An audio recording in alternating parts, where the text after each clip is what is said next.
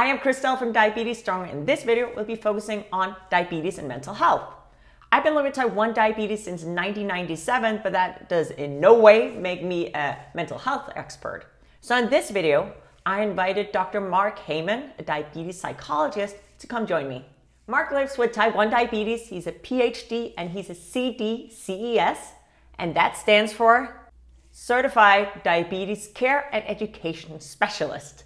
And just this week, he has published a new book called Diabetes Sucks and You Can Handle It. In this video, we'll be talking about, well, how can diabetes impact your mental health? How can you nurture your mental health by living with diabetes? We'll of course talk about Mark's new book and also what advice he has for us living with diabetes. Welcome, Mark. I am so happy to have you here. Thank you so much for coming. Guys, I've known Mark for quite a while. He's a very active participant in the diabetes community. So we met at conferences. I think we met at a meetup at one point, and we met at diabetes camp. So thank you so much for coming, Mark. And thank you for being such an active part of the community. Thank you so much for having me. I'm excited to be here. You bet. Let's just dive right in. So according to CDC, people living with diabetes are 2 to 3 times more likely to develop depression, and only 25 to 50% gets diagnosed and actually gets treatment. So this is probably numbers that you know already. If not, please correct me. But what do you think? What are some of the contributors to why do people living with diabetes? Why are they such a high risk for depression? It's a great question, and not an easy answer. But the simple answer is diabetes is stressful. Yeah. People living with diabetes, including myself, we're making decisions on a daily basis, on an hourly basis, on a minute-by-minute basis. And when you're in a stressful situation, whether it's in a job or a relationship or living with diabetes, you're going to feel overwhelmed. You're going to feel depressed. You're going to feel even hopeless sometimes. And so while the numbers that you're talking about may not be, everyone may not meet the criteria for what we call major depressive disorder, which is a psychological condition. People are experiencing symptoms of depression, things like depressed mood, having trouble sleeping, concentrating, trouble eating, and all those things. And because of the stress of diabetes, because of the stress that diabetes is putting on them, it makes them feel a certain way. It makes them feel that way, that kind of overwhelmed frustration, and all the things that we all know about living with diabetes, the challenges that exist. So what's the difference then between, just kind of having a bad day and then actually being mentally impacted by your diabetes? Yeah, a couple things. One is having a bad day is isolated. And so if you're feeling depressed for a day because you got a bad review at work or you got a fight with your husband, that's a bad day. Yeah. If those types of things go on for a couple of weeks or a month, then you can tell that you're having more trouble. Also, if your feelings are impacting the way that you're showing up to the world, how you're going to, if your ability to go to school, your ability to perform at your job, the ability to have relationships and have people be close to you, if your symptoms are getting in the way of that, then you know that you're having some more challenges that probably need to be addressed in a more formalized way. Gotcha. Are there like 1 or 2 questions that people can ask themselves to kind of not self-diagnose? I wouldn't use that word because you can't self-diagnose it, but sort of realize, when do I need to reach out to get help? Yeah, I would say, how am I doing at work and at school? How am I doing in my relationships? And how am I doing with my diabetes management? And are my feelings, my thoughts, my emotions, are any of those things getting in the way of me showing up in those 3 areas the way that I want to? And if the answer is yes, then that may be a good sign that you may need therapy or some other sort of mental health support. So you just published your new book, Diabetes Sucks and You Can Handle It. So congratulations. That's pretty major. Thank you. Yeah. And it has some super valuable information. I found it very comforting when I read it. Thank you for sharing a copy of it with me as well. And it feels like a fairly personal book. So can you tell me a little bit about why did you write it and why now?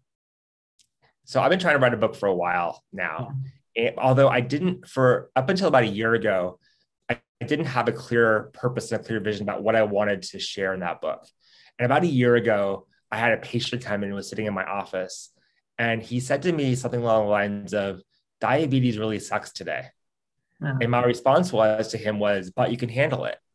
And then I stopped myself and I said, not but, and you can handle it. And, Mm-hmm. and as soon as I said that, I was like, that's the name of my book. Diabetes sucks and you can handle it. And I was able to write the book fairly quickly because because I had that vision about what I wanted. I wanted to be honest with people about the fact that diabetes sucks. Diabetes is challenging regularly. And if we say that it's not, we're not doing ourselves any favors because we're not able to address the issues that we have. If you say, I'm not feeling burnt out, I'm feeling just fine when you really are, then you're ignoring something that actually you can address. Mm-hmm. But at the same time, we want to be honest with ourselves on the other side too. And because we all make diabetes more challenging than it has to be sometimes. We tell ourselves stories about what having diabetes means about us and what it means about the world and how it impacts us in ways that aren't necessarily truthful. So I'll give you an example. I checked my blood sugar yesterday and it was in the 200s and my mind started racing. I'm so stupid. I can't believe that I didn't bolus right for that pizza that I ate. And my mind went on and got to a point where diabetes was sucking really bad for me, but in a way that I wasn't being honest with myself because the fact that my blood sugar was 250 didn't mean anything about me. All it meant was that my blood sugar was 250. And I had to bring myself back to the place where I'm frustrated. I don't like feeling frustrated. I don't feel great. I don't like not feeling great. And that's where the honesty was really there. But then the next question is, okay, now we know that it sucks. What do we do about it? And this book, my goal in the book was really to answer that question, to tell people what they can do to navigate the stress of diabetes, not get rid of it, because I don't think we can do that all the time. Yeah. But how can we navigate it and live well with it so that it's not getting in our way? Yeah. And the book really puts together a step-by-step guide about how you can do that, and strategies that you can use to effectively navigate these stressful parts of living with diabetes. Yeah. Those tools, right? It's about acknowledging the issue because there's clearly an issue if it pulls you down, and then say, what tools do you have available? And I think that's where your book is really powerful because it's not just, it's saying, hey, we need to identify that there's an issue. And then what are some of the tools to not make it go away, because you can't make diabetes go away, but there's different ways that you can handle, I guess. It's probably not the right clinical term, but I like to say navigate, where you feel like all these emotions and thoughts and feelings are in your way. And you can either look at them as a barrier, or you can look at them as things that you can navigate around and live well with, just like we're trying to live well with diabetes. So you have 3 chapters dedicated to honesty. So I guess it's safe to say that you recommend tackling the challenges of diabetes heads on. We kind of already talked a little bit about that. Yeah. But can you talk a little bit more about that approach and why you found it so helpful for people living with diabetes? Yeah. I talked to a lot of people who don't admit to themselves that diabetes is hard. You say, how are you doing? Like, I'm doing just fine. This isn't that hard. But then they're coming to see a therapist and they're really struggling in their lives and their A1C isn't where they want it to be. And they're having trouble taking their insulin or checking their blood sugar. And we have to be honest with ourselves about the challenges of diabetes if we want to address them. And we often have this strategy of avoidance where if we pretend like we're not having a problem, the problem isn't there. And that's the exact opposite of what we want to do. We want to be very realistic about the challenges that we have. And so that's really why honesty is important. Also, we want people to feel like they are normal. We don't want people to feel like if they are experiencing these challenges, that something's wrong with them. In fact, that what's happening for them is common. And we don't want them to feel this way. Of course not. But we want to empower them to feel better. And the only way that I know to empower someone to feel better is by having them acknowledge the challenge that they have. And then they're able to address it. And so honesty really with diabetes is the best policy because we want to be honest about the real challenges that we have. We want to give them names. We want to understand how they impact us because only then can we take steps to address them. But on the other side, we want to be honest with ourselves about how we make diabetes more challenging than it sometimes is. And I understand why that happens. It's not that anyone's crazy or anyone's making up stories for themselves, not at all. what happens is diabetes does not make sense sometimes. You know, there's those days where you do everything right and your blood sugar still goes to 350. I had one of those the other day, actually. And you're like, what is going on? Why is this happening? And those are all great questions that may not have answers. But what happens is when we ask ourselves questions or have answers and we can't figure it out, we want to make up an answer. And we usually do. And we usually blame ourselves.